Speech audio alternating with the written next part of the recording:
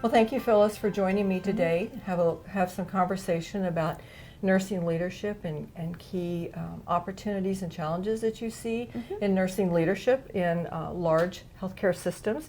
So the first question I wanted to ask you is, what challenges do you currently see in nursing leadership in a large health system such as the one that you are working with right now?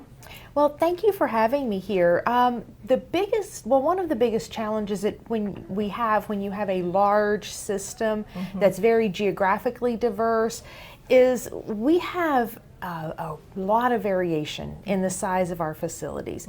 We have large level 1 trauma centers, we have large academic institutions, we also have medium-sized community hospitals, and we have a number of critical access hospitals.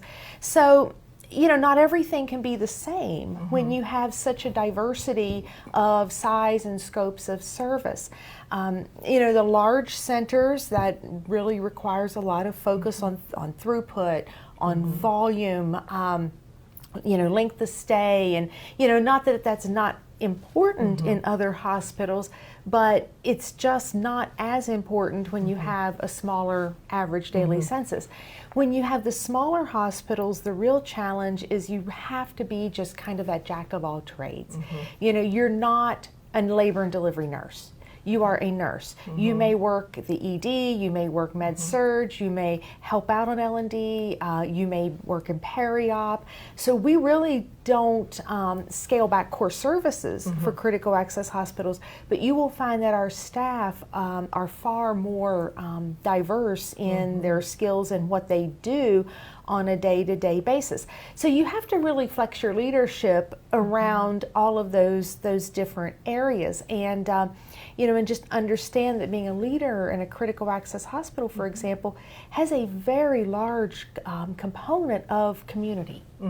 So what you will find is the leaders from our critical access hospitals really as truly pillars of those small communities, and our hospitals play a key role in the health and well-being of that community. They're the primary employment center in many of the places that we serve. The larger hospitals, your leadership is probably a little more what one would think of as traditional hospital leadership or traditional nursing leadership. Okay, great. Tell me a little bit about, before you took your current position, or what do you wish you had known in your own leadership toolbox before you took your current position? I think what I really wish that I had known is that I had gotten a little bit wiser around the scopes of practice for all the various states that we serve. The largest component of our footprint is here in Arizona, so I knew I had to just really bone up on Arizona nursing. But we're Wyoming, Nevada, California, many other states fall into our scope of service. So just having an understanding of all the different practice acts can be quite challenging. Absolutely. Yeah. Having worked in California as well, in the practice setting, it is a somewhat different environment. Yes, it is a world unto itself. Yes, it certainly is, than it is in Arizona, that's for sure. So what opportunities do you see in your current position for developing nurse leaders at all levels? Both we have informal leaders in various departments and in various units, but sort of that middle management, nurse managers and on up. What do you see as those opportunities? I think the largest opportunity is probably in our frontline leaders. Most of them are in a position where they're relatively new to leadership. And you know yourself, for many times you come into nursing leadership without really having been given the knowledge, skills, and abilities that you need to really be successful. And that's one of the reasons why I always encourage nurse leaders, and especially new nurse leaders, I mean, like, really think about going back to school, because it's not just, you're a great nurse, but as nurses, we don't get exposed to a lot of the things that we need to be just really like financially savvy, and also around like hospital operations. How do things work in other departments? How do you really engage in large-scale change management? Because if you have to lead, and I'll give you an example. If you want to lead, for example, chest pain accreditation, and you're like an ED nurse manager, you know the clinical piece of it very, very well. But do you know how to lead change that impacts every single department in the hospital, including visitors and staff? So, I think that the finance piece, large-scale operations is a challenge, and really just understanding how to do some of that blocking and tackling operations. How do you have a crucial conversation? How do you manage and monitor performance? What are some of the like latest schools of thought around leadership theory and leadership styles, and what really works for you, and how do you develop your leadership style? So I put a lot of my focus on how can we just really grow those frontline leaders from good to great. Okay, great. So tell me a little bit about, though, I know one of the things that I encountered in practice as well was the challenge around not necessarily initiating new programs or initiating system change, but in sustaining it and influencing the more senior leaders to appreciate that it takes more than a month or 2 months to initiate and sustain a change. So give me some of your thoughts about sustainability and how you envision supporting nurse leaders sort of at all levels, because there are varying levels of sustainability to accomplish that.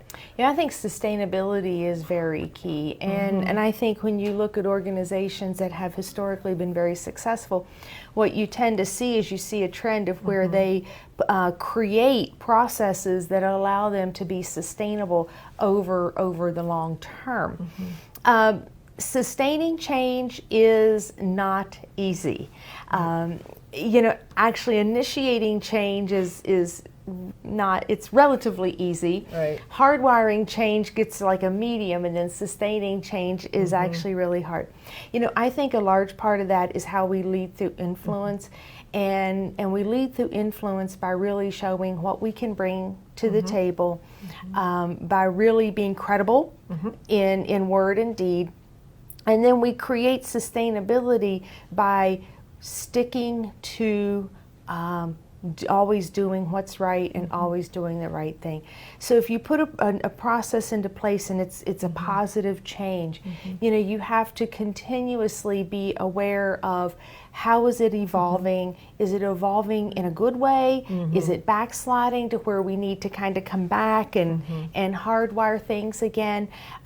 It takes a lot of work around performance as well. And a lot of it is understanding how do you, in a thoughtful and positive way, create systems of accountability. You also have to create systems where it's easy to do the right thing. So if you create something and it's a positive change, but our information systems or something like that, if those things are not also changed and brought up to speed and used as a tool to hardwire the change and sustain it, then it's going to fail. So, nurse leaders really have to understand the whole gamut of change. Right. And understand, again, also I agree with what you're saying, understanding the, or appreciating perhaps the perspective of all the different departments that are involved in both initiating and sustaining the change. So appreciating that ours isn't the only perspective, but yet we have strong influence in how those things happen. So how obviously you have diverse cultural environments, you have large systems, you have very small organizations, but you're operating in multiple states. So how do you promote leadership in that large cultural environment, knowing also that not only is the individual organization is a culture unto itself, but each department, each unit has their own sort of subculture. So how do you do that? You know, we really try to be respectful of the different cultures of the different facilities. You're going to have a very different feel, especially in some of our very remote rural facilities, you know, compared to like our large academic teaching facility. We try to maintain a culture of mutual respect, and we also try to maintain a culture of where we can learn from one another. You know, we have a lot of deep expertise in our different sites. You know, we have hospitals that one may think, oh, you know, it's a decent sized community hospital. They actually have just very deep expertise in oncology, you know, and we leverage that expertise across our system. We have in our northern Colorado area, they have a lot of expertise in like snake bite, and, you know, and that type of thing. And we can leverage that. And we also have a number of people that are very expert in wilderness and frontier medicine. So that's not something that you would really say, well, we have a lot of experience with that here in Phoenix or Tucson. Right. But it's, you know, very meaningful to the remote facilities, and we can draw upon that expertise. So we try to leverage one another's strengths. You know, we are very mindful of being inclusive. And we are very mindful that when we build system teams, we ensure that we have representation that presents a diversity of thought and geography as well. So that leads me to sort of think about when you're envisioning more of a system-wide change. You mentioned system teams, so you're bringing people in from all aspects of the system to, I assume, have input into what that change will look like, to look at the data to see, A, do we need a change? Right. B, how are we going to approach this, and how do we make it work? How best do you leverage those changes in a variety of systems? You've got a system-wide change, but you want to implement some facet of that across the organization. How best do you accomplish that? We work within our professional practice model, and what we have in that is we have a few different kind of governing bodies, so to speak. We have a professional nursing congress, and that's made up of staff nurses from all around our system. We have our nurse executive committee, and that's all the CNOs from across the system, and there's 28. I make 29, so there's 29 of us. And then as a sub component of the nurse exec committee, we have the nurse executive leadership group. And we have that actually split into 3 subgroups. We have a subgroup for clinical practice, patient safety and quality, one for what we call systems and infrastructure, and then one for workforce development. Now, each one of those groups, they have a CNO, 2 CNOs actually that co-lead. They have constituents from all across the system. So you may have staff nurses from various hospitals. You may have someone from case management. Really, all of the different disciplines that we need to be effective in change. Those are the groups that actually make recommendations. And so then they come back with recommendations. That's brought back to the leadership team, who then approves it. It then goes to the CNO group.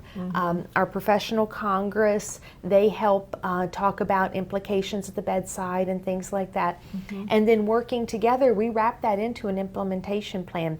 It sounds like a lot, but we're actually pretty agile. Okay. Well, it sounds like you've had a lot of experience with that. So, you know, the more practice that you get, I think the better That's you exactly get, the better right. you get Well, at it. it gives a lot of opportunity too for our staff nurses to be involved. Right. And our nurse leaders at all levels of the organization to be involved as well. I agree with that. Certainly, I'm on the education side of the spectrum now, but had worked in industry a lot. How do you see, or do you see the intersection between the practice environment the education component. You mentioned encouraging your nurse leaders to go back to school or get additional education, and also scholarship or research in coming together to support nursing leaders at all levels. How do you see that? I think education is very important. I can tell you if for no other reason, it really has become a doorkeeper for a lot of different roles. You know, as you well know, the recommendation is that a CNO is prepared with a terminal degree in nursing. Right. So that was really what some years ago spurred me to go back and get my DMP.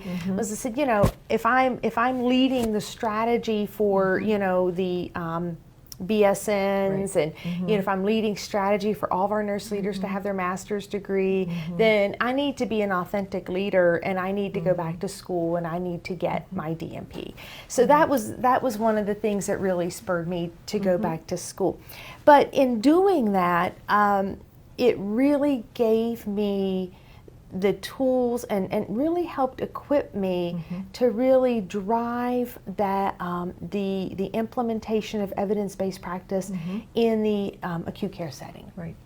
And you know, that to me was just something that I found to be so valuable, is to understand and really see all of my coursework, just kind of tie it together, and how we go about to drive improvement and create change through translating research into practice. Right. Yeah. Okay. So what additional thoughts do you have about the development of nurse leaders within a large system? Things that when we're putting together educational programs to support your efforts and perhaps ongoing mentoring of those leaders, what are key topics? I mean, you've talked about several, but what little tidbits would you like to share with us that would be important for us to include? Okay. You know, I think a couple of things. You know, one I think is that we really need to continue our appreciation really of nursing theory, nursing scholarship. I think it's very easy in nursing for us to kind of look at that and say, well, that's very theoretical, and that's not the case at all. And I think we need to continue to really hardwire that appreciation for those that are kind of coming after us. You know, I think the other thing is anymore, your nursing leadership career used to be very linear. Right. And it's not anymore. I tell people, you know, your career's not a ladder anymore, it's a jungle gym. So really just kind of reach out and maybe take that other opportunity over here to say, well, you know, yes, I'll do case management for a bit, or I'll go over and work in the transfer center, or, you know, here's this telemedicine opportunity, or this is on the ambulatory side. To really look at it as more of a jungle gym, and you will create for yourself a very robust body of knowledge that will serve you so well. I tell people all the time, like, I'm not a well. I'm not 600 feet deep on anything, but I would say I've had a jungle gym career, and I'm really more of a pool. I mean, I'm about 3 feet to 10 feet, you know, 20 by 40. And that actually will serve nurse leaders well, to be very, very well-rounded, to take different opportunities, learn different parts of the hospital. I mean, it's really, really key to, you don't have to have actually, you know, spent years working there, but if you want to be a CNO, you need to understand how an ED runs, what that looks like. You need to understand, like perioperative, very, very different. You don't have to do the work, but you have to have an understanding of what the workflow looks like. So when you talk about understanding, and I do appreciate that because it's impossible to be expert in every area, how do you support your nurse leaders in acquiring the skills that they need to understand or appreciate what the workflow is? I mean, you've mentioned a lot about sort of the groups that you bring together, but how do you support that ongoing so that they can be effective in their positions? Absolutely. We actually have a really good process. It's through our human resources where we do quarterly conversations with every employee.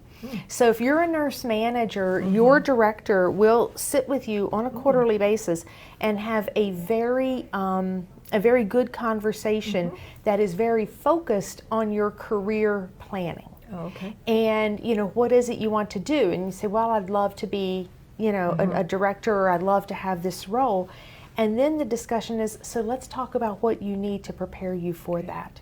And then we do a lot of succession planning, I was gonna ask about that, very deliberate succession planning, where, we truly go through and say, okay, the person that would most likely be my ready now is this individual. However, she really needs some exposure to the ambulatory setting. Right. Okay. So then everyone kind of puts their head together and say, okay, so when a role comes up in ambulatory, let's tap her on the shoulder so she can get that experience. So we have a very deliberate way of succession planning and helping people gain the career experience they need to be successful. I like that approach. I've seen often in organizations there is a lack of organized succession planning, and so the most skilled clinician is the one that gets promoted, in fairness to that person, without really any preparation or support for the leadership position they've been promoted into, and that creates, as you know, a lot of challenges. Absolutely. How do you see the nurse leaders impact, particularly at a higher level, not necessarily the nurse manager,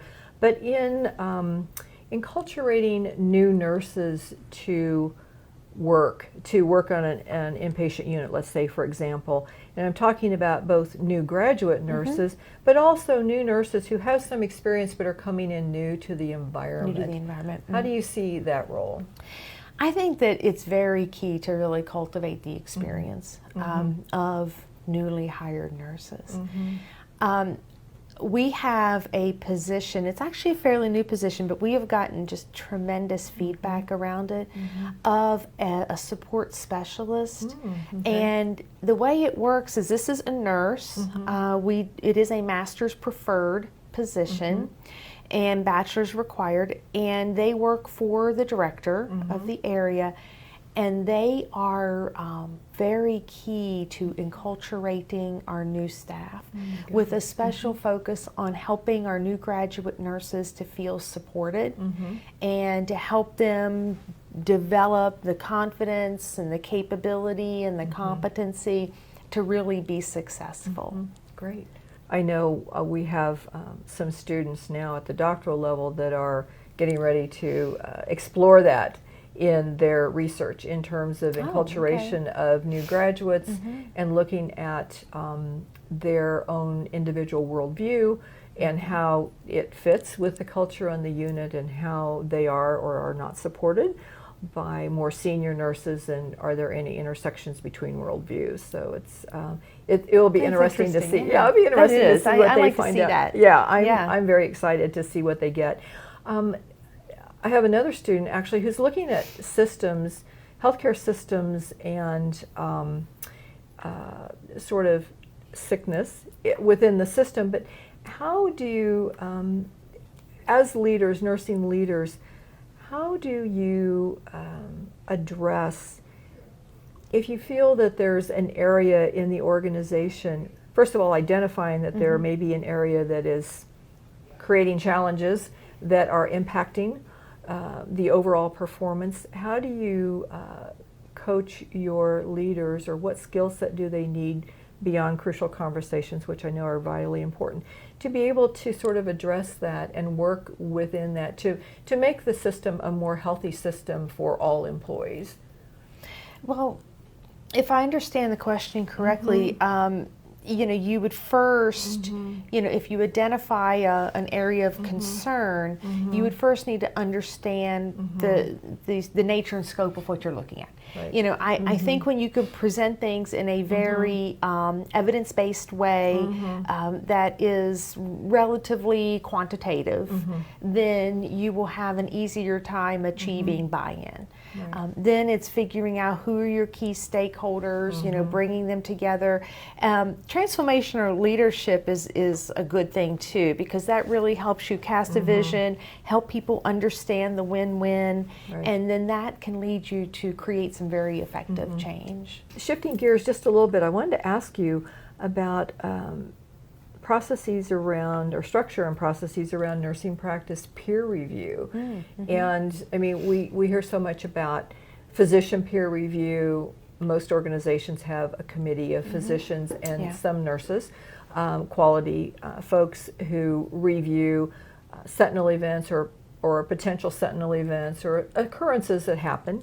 Things happen, we all understand that. But what are your feelings around nursing practice peer review? Do you have that within your system, and sort of how is the leadership of that structured? We have a robust system of nursing peer review. It's part of our shared governance.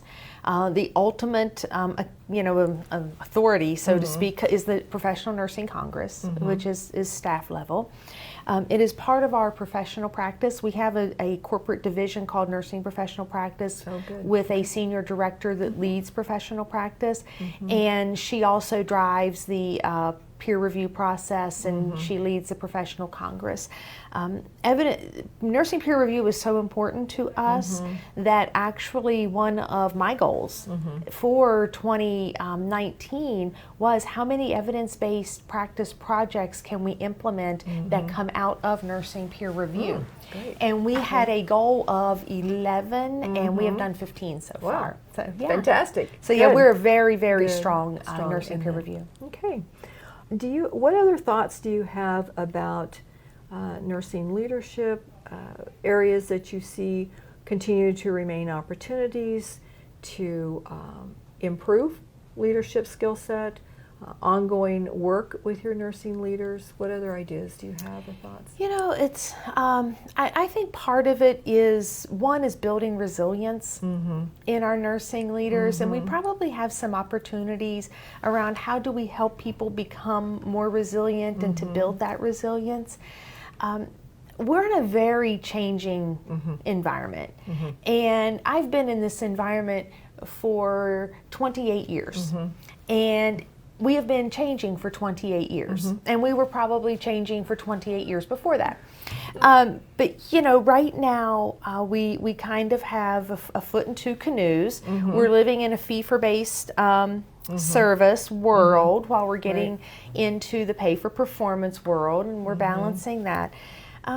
None of that's going to change, and it's always going to be something, and we've had a nursing shortage since the day I became a nurse, and it waxes and wanes, but we really need to really embrace that and be creative, to look at staffing models, to understand what are the skills that our nurses need, what skills do our unlicensed assistive personnel need. Creating that top of license practice, I think, is going to be key to our success in the future, and really looking at our models of care and really looking at the role of the registered nurse.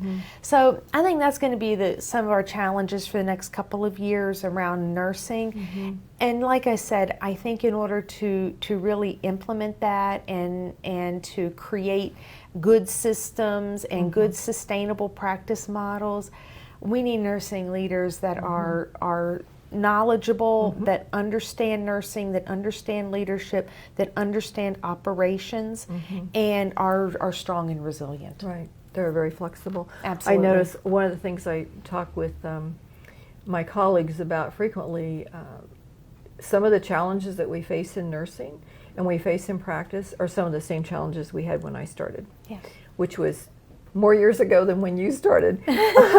And that can be sort of discouraging, I think, to people new to the profession, and feeling like we're continuing to push the boulder up the hill and we're not getting up over the top.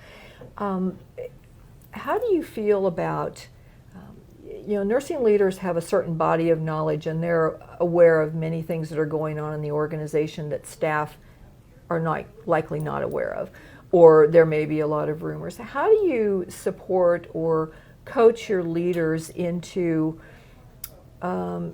supporting staff understanding of, say, for example, their role in finances? Okay. I mean, they do have a role to play. And I've been in situations where I've had staff tell me, I don't have anything to do with that. Right. You know, I just take care of my Right. patient.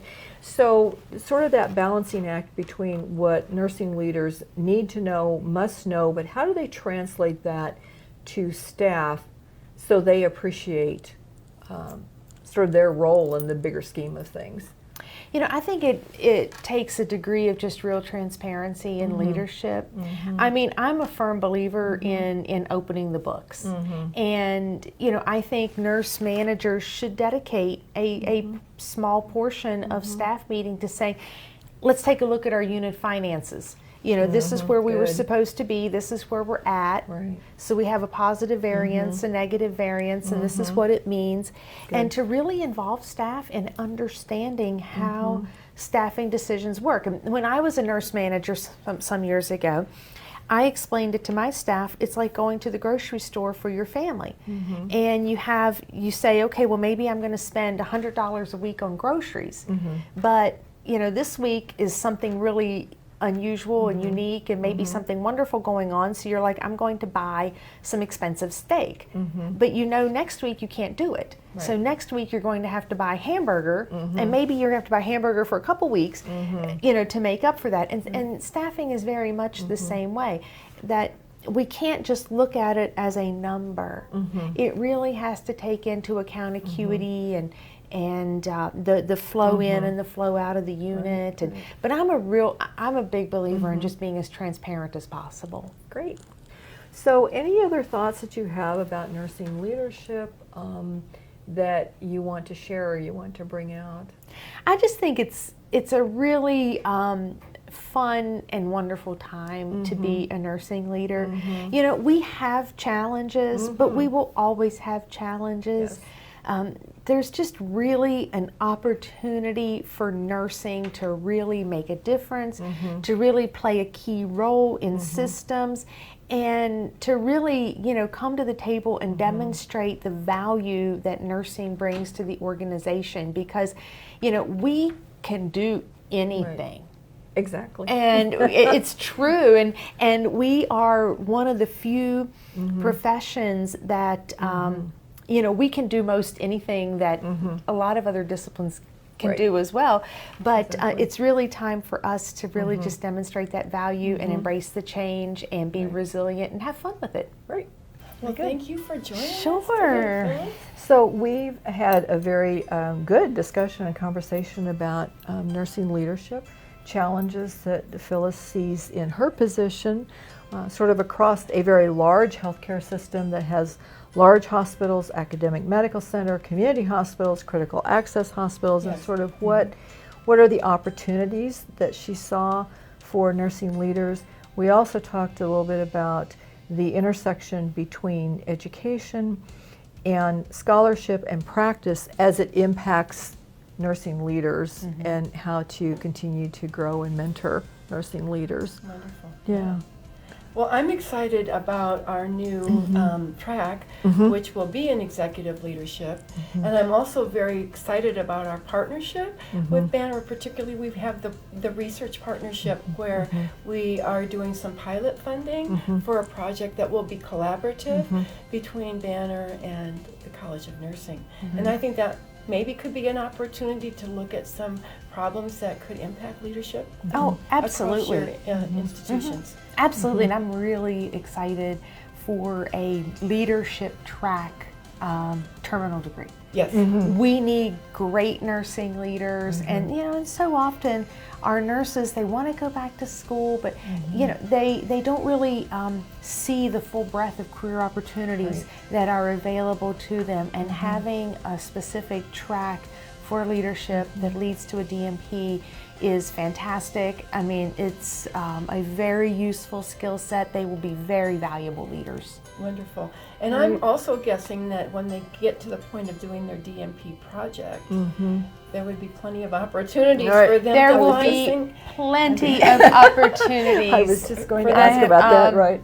Yeah, absolutely. I mean, you know, I'm always happy to take a student, and our system leader for professional practice, she is DMP prepared, and she's always happy to host students. We have others.